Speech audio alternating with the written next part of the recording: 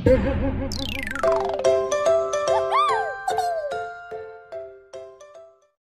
वालेकुम फ्रेंड्स, मैं हूं मोहम्मद। तो इस वक्त बारिश हो रही है और मैं नहा रहा हूँ।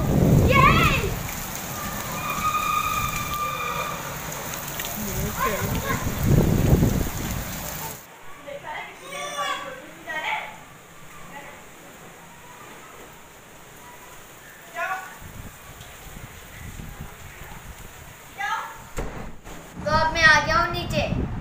आज बहुत तेज बारिश हुई थी, तो आज हम बनाएंगे गेम विद कार्डबोर्ड। ये मैंने एलिफेंट की पहले से कटिंग की